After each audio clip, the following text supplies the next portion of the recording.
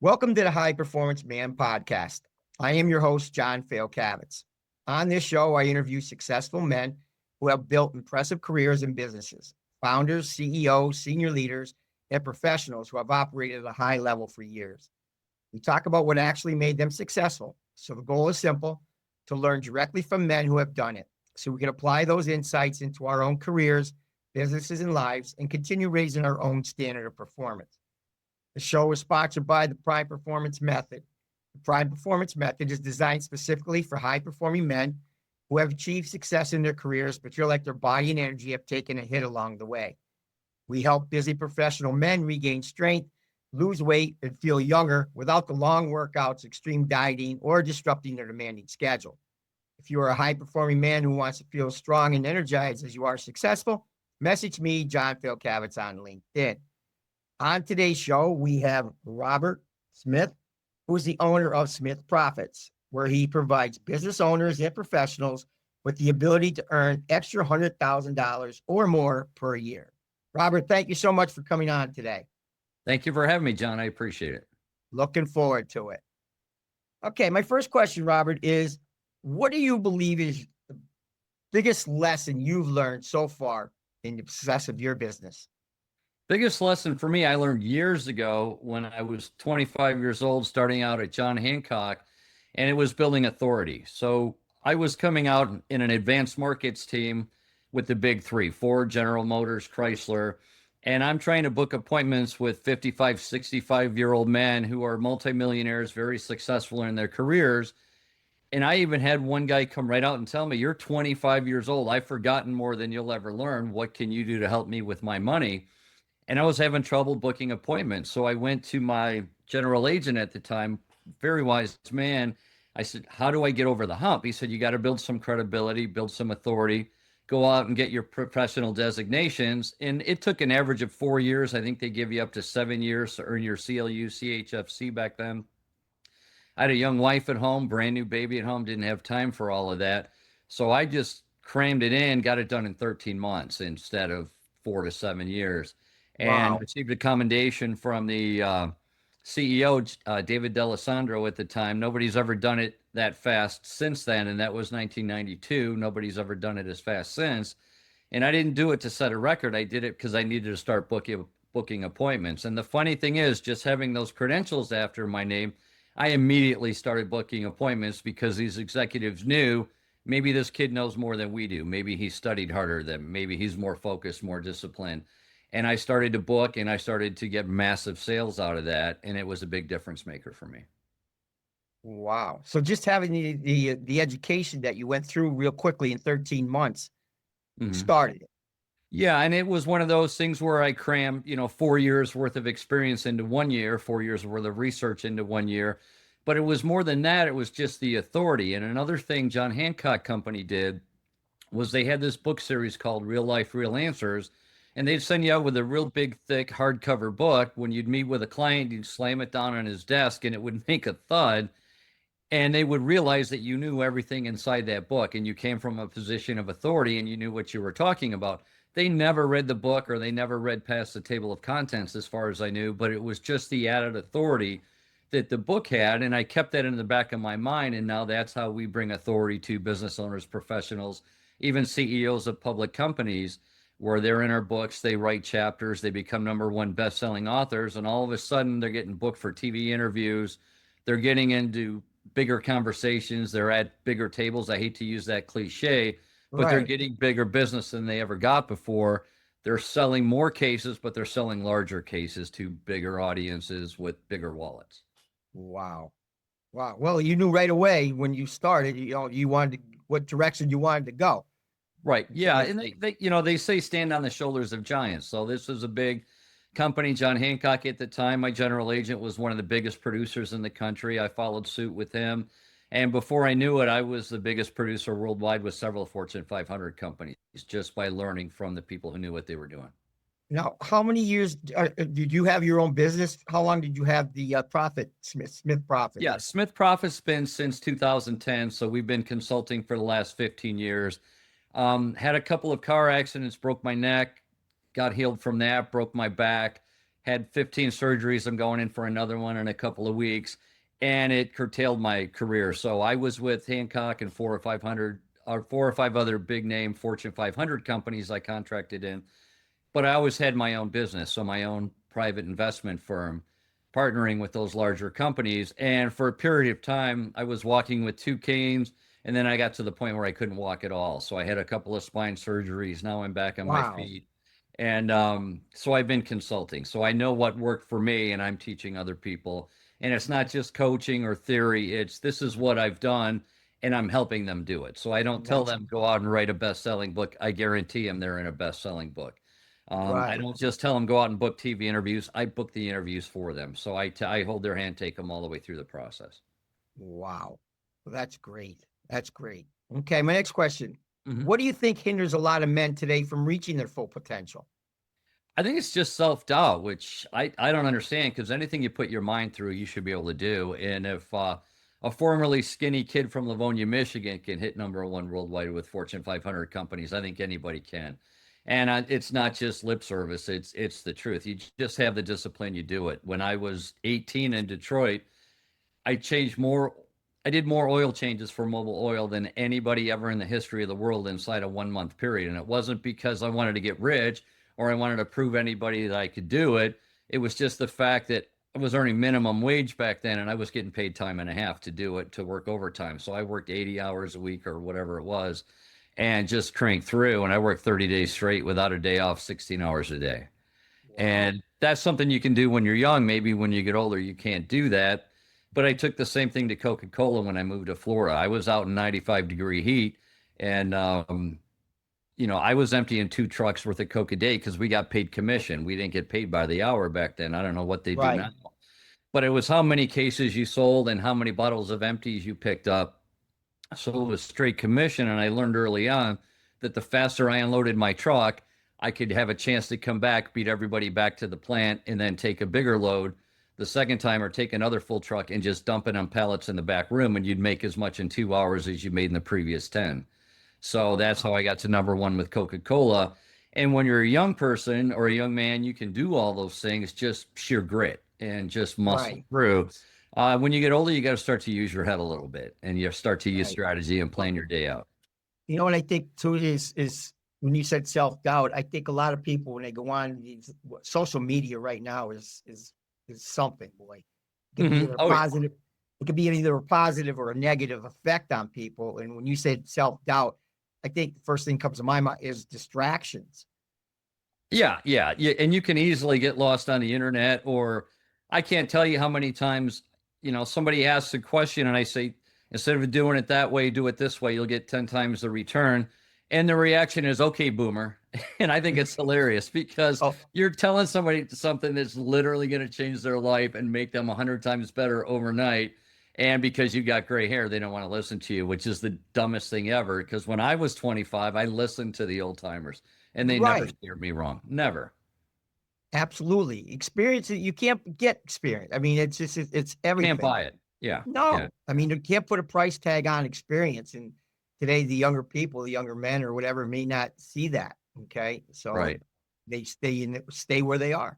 Yeah. Okay. Yeah. And it's the same advice every career I've ever had when I was, in my teens and 20s working is they would say the same thing. You got to go out and get your nose bloodied once in a while. Just go out and do something you've never done, take a risk, go Failures. with go after a high net worth client, just go and get punched in the face. And it's the greatest thing that can ever happen to you because it Right. doesn't hurt that bad. And you go out and you just keep doing it. And same thing with dating, oh, you got a beautiful girl. What's the worst thing that can happen? She'll say Say no. no. Big deal. It's not going to Yeah. hurt. Yeah. I mean, and having that strong mindset, which you obviously have achieved at a very young age, okay, is something. I mean, having to know what you want to do at that age was awesome. Right. Yeah. And you build systems for doing it. And I know I studied W. Edwards Deming in high school and college, and I don't know if everybody does, but build a system. And the way I outproduced everybody else at Coca-Cola, while they were counting my truck because you had an inventory on the way in and on the way out. When I'm leaving, the boss is counting everything in my truck and I'm planning my day. I've got 15, 20 stops, and I made it so I didn't miss a beat. I never drove a mile out of my way because time is the most valuable thing you have. I don't care if Yes. you're 25 or 65 or 105. Yeah. And I always felt like I got 12 hours worth of work done in 8 hours, and that was ready for more. And everybody doesn't do that. So the systems to me are everything. People call it process. I wrote a chapter in a recent book, Don't Trust the Process, Trust the Results. But you create systems and you keep refining them until they're optimal, until you can't get any better. But do you think that where do the people find these systems? That's I think a lot of people are saying, okay, I want to start a business. I'm passionate about what I do. Mhm. But like you just said, you got to have a system. Where do you help with Yeah. systems, or where do you? Yeah, that's where our consulting comes in. We create systems for every business owner, and we used to specialize only in financial services because that's what I was an expert in. And then I started getting referrals and branching out, doctors, lawyers, engineers, whatever it is, and we help That's create awesome. systems for them. So we know what works. We know what works in every discipline, and then we just refine it for that discipline. Awesome. See, I'm glad to hear that, man. Okay, my next question. For the most men on the road to business or professional success, other areas of their life get sacrificed. Hmm. What's been one of the areas of your life that has suffered, if you have had one? But where would you like to be successful now, too? Is there another area that you would like to be successful at? Yeah, well, it's funny. I just became engaged last week when I said swore I would never get married again, never do it again. Just did that, and You can never say that word never, man. you never say never. I've been with the same woman 19 years, and she's absolutely changed my life. She's great. Um, so I decided to. I don't want to say repay her or pay her back, but I'm gonna, make her life secure and happy and perfect, and it should look good. But you have to budget time for everything. And it's something I learned early on with the $1 Million Roundtable. So they take the top 1% of life insurance professionals and financial service professionals, stockbrokers, assets under management, you name it. And they have an annual meeting. They have, I think, 10,000 people a year qualify, or 30,000 qualify, 10,000 show up, whatever it is. And they have this thing called the whole person concept. So you've got to take care of your health. You've got to take care of your family. For some people, it's spiritual, whatever it is. And what I learned from one of my managers, and it was the same one that helped me with John Hancock, was you've got to budget time for the things that are important to you. I So love it. I budget every morning. I mean, I've had 4 spinal fractures, broken my neck, broken my back. I do 2 hours worth of physical therapy from 5:30 to 7:30 every morning. And then I jump Wow. into regular workouts and I do 2 hours a day. I might not look at it, but I'm moving 4 hours a day just so that I can walk and make it through the day. Last night I had a late networking meeting and I had a hard time walking out of that. So I got up a little bit earlier today, put a little more work in the gym, and today looks pretty good so far. So I would just recommend anybody budget time, whether you're not getting along with your wife, your kids, whatever it is, just spend some time with them. Take some time, do that. And that's what was appealing to me with financial services is I made my own schedule. I never punched the clock. I could be wherever I wanted to be. So if my kids had a ball game, if they had a recital, if they had a play at school, whatever they were doing, I was there for it. And I never missed anything. The only time I missed, I shouldn't say I never missed because you can't say never, like you said. Yeah. When I had a daughter cheerleading in Florida and a daughter cheerleading in Atlanta in Georgia, and at the same time their games were, so I couldn't be in 2 places at once, but I did my best. And I have had times where I've had 3 different games in 2 different states in one day and managed to make them all just because the way they were. But if they're at the same time, you can't do it, no matter how Right. good your systems are. Yeah, exactly. Okay. My next question, Robert, is that I'm curious to know from, I ask it for everybody. Where do you find yourself at peace? Oh, at peace. I'm an old ball player. We talked about that earlier, but I take my girl out to a ball game. We're gonna go see the Tigers play in Tampa Bay, June 1st, 2nd, and 3rd, and that's where it is for me. I just do it, and Family we time? have, yeah, we family time, and then we stay at the team hotel and we have dinner with the coaches and players, and spend the whole evening just talking baseball. And there's nothing better for me than that. And I played from the time I was 9 till I was 30. Last pitch I hit was off a Yankees pitcher. Took him deep, 350 feet. Tore my arm out of the socket doing it. So I was having shoulder surgery at six Oh o'clock in the my God. morning after night. So we won the championship game. Had a couple of RBIs that night. Had a good night. And then the next day I was having surgery, and it took me 5 years of rehab on my shoulder. before I could put my suit coat on without putting my right arm in first. Because if I forgot or I got busy, I put my left arm in, I couldn't get my right arm in my coat. And it took me several years to learn how to brush my hair again with my right arm. So that's kind of how Wow. it started. But So you have some people that you in the Tigers organization? I know some people. Yeah, we did a little bit of a documentary. We did some interviews. Pretty cool. We Kevin Rand is their strength and conditioning coach, or at least he was a few years ago. He brought us onto the field there for batting practice a ton of times. I met Al Kaline, which was a great honor. Oh But he man, brought that us would to yeah, yeah, Al Kaline was great. He tapped me on the shoulder. It's the only time in my life I've ever been speechless. I turn around and he's a giant of a man. I never realized how big he was when I was a kid. And I looked at him and no words came up. And he said, Mr. Smith, I heard a lot about you. I've been looking for you. And I'm thinking, LK Line saying this to me? You got to be kidding me. There's absolutely no way. And it wow. took me a That's couple of minutes to get the word, seconds to get the words out. But that was impressive. Only time I've ever been speechless. That guy was great. And then Kevin brought us to Tropicana Field. We shot some of our health and fitness documentary on there. And he was very candid with his responses and just a great guy, super great guy. awesome, man. That's sounds very exciting, man. That's Yeah, because yeah. I'm into the sports so bad. I mean, that's what I do. Okay, I coach in both Mhm. across football at the collegiate and high school level, and it's just, I mean, sports has been my life the whole time.